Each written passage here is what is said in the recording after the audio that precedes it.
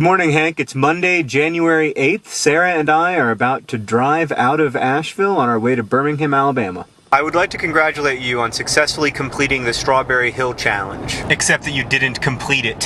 Hank, as you know, I had surgery on my mouth a few weeks ago. After they sewed my gum back into my mouth tasted like cement and blood and burnt meat. And you know how after any dental procedure they make you drink that, like, green, gross, minty, alcohol-y stuff and then spit? Strawberry Hill tastes exactly like that spit. Project idea: the Brotherhood 2.0 book club. I'll read a book you suggest if you read a book I suggest. My first suggestion: either What is the What by Dave Eggers, or We Wish to Inform You That Tomorrow We Will Be Killed with Our Families by Philip Gorovich. Hello, John. It's Tuesday, January 9th. I'm in Detroit, Michigan. I'm standing in the only place in the continental United States where you can look south and see Canada, which you are doing right now. I'm also standing in front of General Motors headquarters.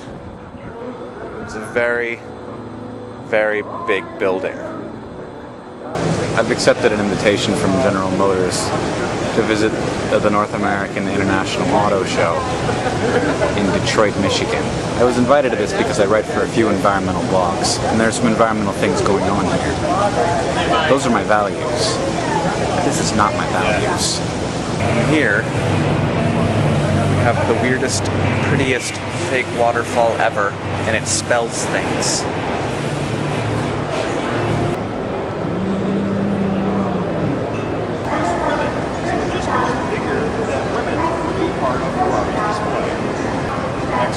So lame. Hi, John. See what you're missing? As for the Brotherhood 2.0 book club, I'm really excited that you're giving me opportunities to read so many books about genocide. I love genocide. Good morning, Hank. It's Wednesday, January 10th. Boy, I'm out of it.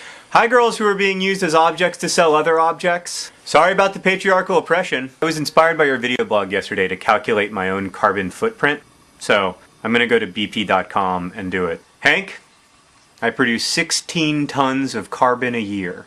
That is lower than the United States average of 18.58. But it's still really bad, 16 tons of carbon. I just read on the internet that it only costs $6 per ton to get rid of your carbon footprint. That means that it's only going to cost me, like, I'm not very good at math. Hold on, I'm going to call Daniel. Hey, how's it going? What's 16 times 6? It's 96. Do you see how fast he did that? He doesn't have a calculator. $96 a year, that's what it would cost to offset my carbon consumption. If I pay Al Gore $96, I will not have any global warming attached to my name. I think you can pay him directly. I think you just write him a check and he just takes care of it. He eats the carbon. That's exactly right. That's how he does it. He eats the carbon, and then when he poops it out, it's actually political gold. Good afternoon, John. It is Thursday, January 11th. So I was just watching my video from January 9th. I'm paying the price for not being commensurate with my values. I don't actually remember this tiny chicken, but I'm almost positive that we had an encounter because this tiny chicken has laid tiny eggs in my head, and the baby tiny chickens are feeding on my brain. They're eating my brain and their poop is coming out my nose.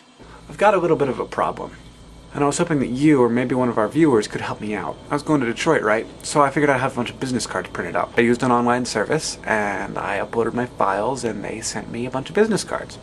I like that. It's like a nice sturdy card stock. And on the back, it's supposed to be like this one, which I got printed up at Kinko's.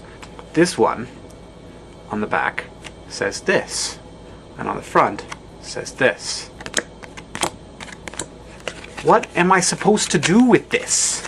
John, viewers, what do I do with 100 3-inch by 1.5-inch cards that say Ego Geek on them? So far my only idea is to tape them all over my face. I would walk 500 miles and I would walk 500 more. See, this is to me not a punishment. I don't know. To me it's not a punishment. We need to come up with better punishments is what I'm saying. Good morning, Hank. It's Friday, January 12th. This video blog post is going to consist entirely of ideas. Misprinted business card utilization ideas. If you had a hole punch, a lot of patience, and a lot of dental floss, you could make Catherine a dress. Since you just got married, you can use them to write very terse thank you notes in very small handwriting. You could wallpaper every room in your dollhouse. Everybody thinks you have a dollhouse now. Punishment ideas. I'm just going to pick punishment ideas from things that are currently in our living room. Several of our books would make excellent punishments. This is the Continuum History of Apocalypticism. It's 1,100 pages long. It's pretty punishing. Don't you think it would be a good punishment if you had to do your happy dance for 3 minutes and 30 seconds, but you could only do it at 5-second clips at a time, so you had to have a total of 70 dances in 70 different locations? That'd be a pretty good punishment. Or maybe that should be a project. Maybe we could intersperse our happy dances. You do 35, I do 35. That has some appeal for me. Any interest?